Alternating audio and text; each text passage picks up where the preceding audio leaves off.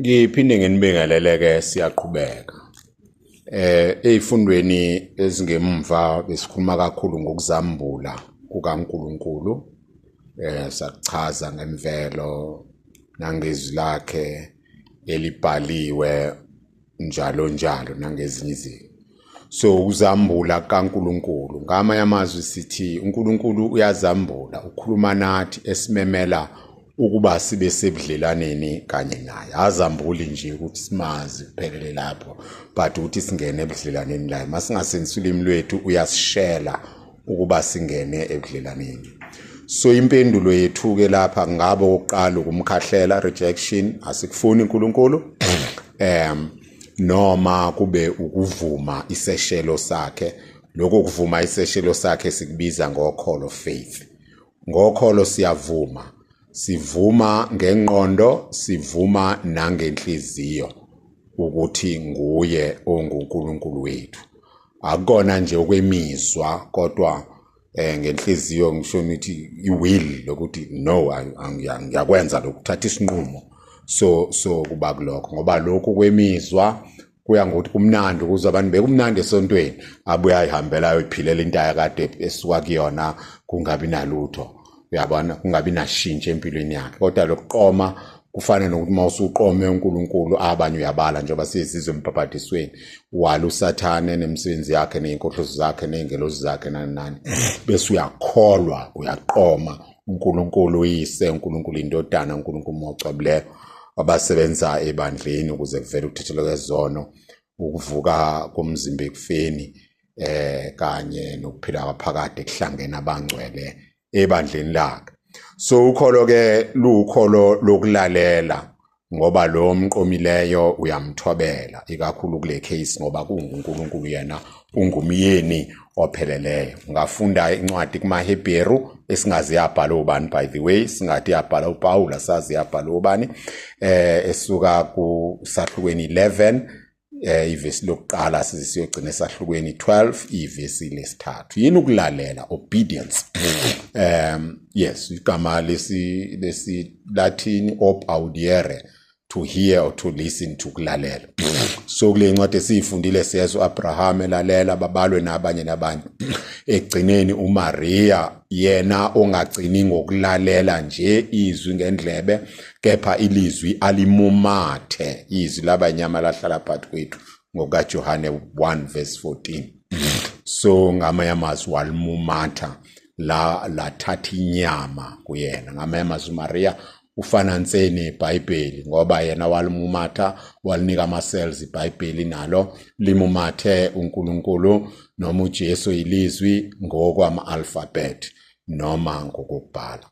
Sikholwani na incwadi yokuqala kuTimotheyu isahluko sokuqala verse 12 kunamazwi athi ngiyamazwe ekukholwa kuye futhi nginesiqiniseko ukuthi yena unamandla okulondoloza lokho angithwese kona. So ngiyamaze ngimqomileyo, nginesiqiniseko sokuthi unamandla okulondoloza lokho engikuthwele ngenxa yokuqoma yena. So lo nkulunkulu ke esikholwa kuye uNkulunkulu wasidalayo esimbiza ngoyise, uNkulunkulu wasihlengayo esimbiza ngendodana, uNkulunkulu osicwebisayo esimbiza ngomocwebileyo. Ukuthathu obungcwele noma ubathathu emunye.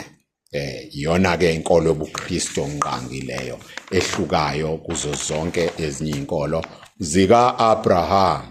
So ukholo ke luyinto enjani na? Ukholo kokuqala luyisipho sikaNkulunkulu, it's grace, isipho umuntu konjani ongenalutho okwenza ukuthi asamukele. Lenda ayinasimanga noMaria uthi waba umama kaJesu akenzanga lutho ukuthi abamukele. Nathi ukholo luyisipho esingenzanga lutho ukuba sisamukele. Njengoba ke esho umpostoli Paul ebhalela abaseKorinte kokuqala sura kwesibili chapter 4 athi akekho umuntu ongathi uJesu inkosi kungengamandla omocwebileyo. Lesi sipho esinikezwe bonke abantu, yize ke abanye kukhona izinto ezibasiza ukuthi sibamukele kalula nezimo zabo. Yikho sithi kubalekile ukukhulisa umntwana ngendlela yokholo ukuze abe nezimo factors ezokwenza ukuthi alwamukele kalula ukholo. Mase mdala ke meziyekela kakunankinga, kodwa ukuncisha umntwana emncane indaba yokholo kubuphukuphuku nje nobulima obu. Sikhona ke ezinye izinto futhi ezenza ukuthi abantu ukholo bangalamukeli kalula njengesipho ngendlela nje basengishila abakhuliswe ngayo nangendlela ubunzima ababhekana nayo nangendlela ububi ababhukuda kubona noma busuka kubona noma bulimaza kubona.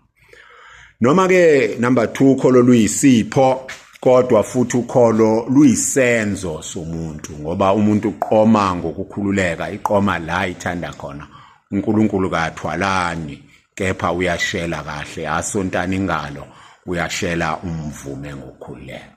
Ukholo lwakho umqondo ukholo kumele lwakho umqondo akona nje into emizwa nje basesiye sasho ukuthi nje ukuphuphutheka ngemizwa kodwa kumele ukholo lwakhe umqondo futhi ukholo liyakho umqondo what we believe should and does make sense and buba nobufakazi into zokholo lokesithi motive noma ama motives of credibility iziphi izinto ezenza ukuthi ukholo sibone ukuthi lusile sesike sazishe ezinye masibuka imvelo ebesingakakusho ukubheka isiphetho sethu lapho siyakhona ngesingisi kuthiwa i-teleology ukubheka izimangaliso ezenzekayo ngokubiza igama likaNkulunkulu engachazeki ngokwemvelo yize kodwa noma kwezemvelo nazo zimveza uNkulunkulu ngoba uNkulunkulu odalileyo uyena futhi uNkulunkulu esimkholwayo impilo yabantu abayiphilayo yokholo bafakazela uNkulunkulu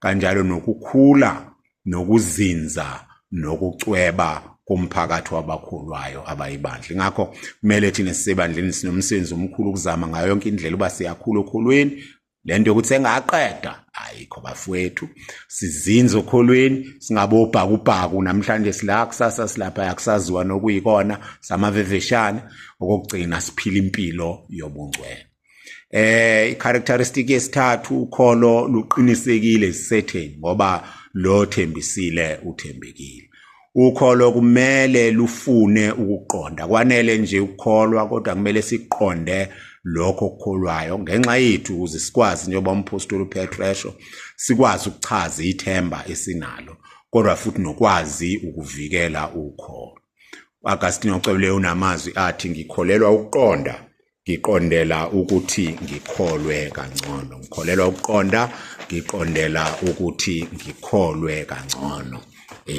so kumele lube nokuqonda so masakhuluma ngalokho ke sesikhuluma ngokuthi ukholo nescience kuhamba kanjani akuphambana ukholo nescience ngoba uNkulunkulu nguye owadala imvelo iscience ezama ukuyitadisha so ubudlelwane naloNkulunkulu bungeke phela bakhahlela iscience ezama ukubheka ukuthi imvelo kaNkulunkulu yadalwa kanjani iscience ke emzameni wayo yokubheka ukuthi indalo isebenza kanjani ingaba isiphukuphuku uma iphika umqambi wemvelo ongenana kumele imkhahlele omunye ubeka kanje uthi izinto zemvelo nezinto zokholo zivela kuNkulunkulu yedwa ngalokho ke ibandla liyayamukela iscience njengalokho ilandela ukuhlola okungachemile ukuthi imvelo isebenza kanjani sikushiso yini lokho amanye ama scientific researches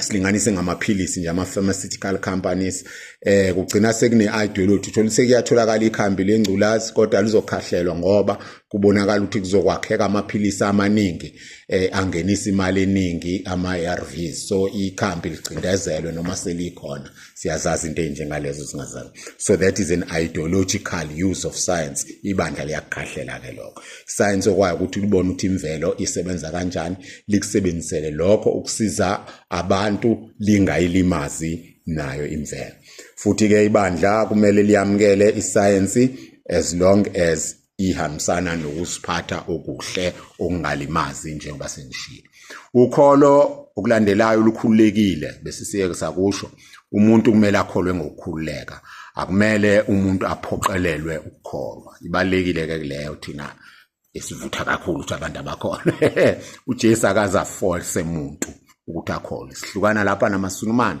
akhuluma ngejihadism hayi wonke athi wonke umuntu kumele akholiswe ngenkani mengakholwa ngcono abulawe kunokuthi angakholwa sithi ke thina uNkulunkulu wasidala sikhululekile kumele uNkulunkulu simamukele ngokukhuleka.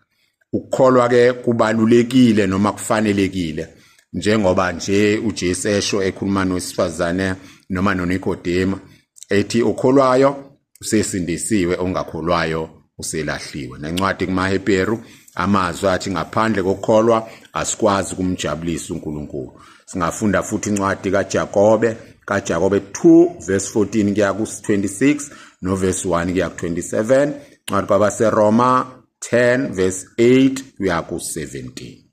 Ukholo ludinga ukubekezela, isipho somocwebileyo sokukhalipha. Labo abakubekezela okholweni bayibona bayonqoba. ngokaMateyu isahluko 10 verse 22. Ukuqina ke okholweni kuvela ngokuthi sikhuleke, impilo yomkhuleko, ukulondla ukholo ngokufunda izwi nalo iCatechism lele kuchazwa kwezinyo basengishilo, ukusebenza ngothando. Mhlambe ngomkhuleko sithini khona lo mkhuleko oshiwo uJariyo ecela indodana yakhe athi uJesu kuyena ungesabi ikholwa kuphela, athi ngiyakholwa Nkosi yandisa ukholwa kwami. Kusebenza ngothando njengoba sifunda encwadini kaJakobe isahluko sokuqala verse 27 bese sicaphunile nencwadi isahluko sesibili verse 14 kuya ku26. Kuphila ngothando njengoba kusho incwadi kwaseGalatia isahluko 5 verse 6. Konke lokhu kumisiwe ngokuthini na? Ngethemba njengoba sifunda kwabaseRoma chapter 15 verse 13. Okugcina ke ukholo luyisiqalo sempilo yaphakade, lunambitha izulu singakafiki kulona. Ingakho uJesu ezothi umbuso kaNkulunkulu usuvele uphakathi kwenu ngokaLuka 17 kusuka ku20. Sihamba ngokukholwa asihambi ngokubona. Sibona lapha ngokufilizayo kodwa ngale siyobona ngokucacepha. Lapha sihamba ngokukholwa sibona imbijana kodwa ngale siyokubona sikuphelele. Ingakho ke kubalekile ukuthi impilo yobufakazi bokholo ephilwa ofakazi bokholo abaphila impilo noma izilungo ngobuqhawe, abacwebileyo, abasishayela ihlombe, abasibekela indlela yokuphila trendsetters njengoba sifunda kumaHebheru chapter 12 verse 1 kuya kubani? Kuya ku12. Ake sibambe lapho kwamanje.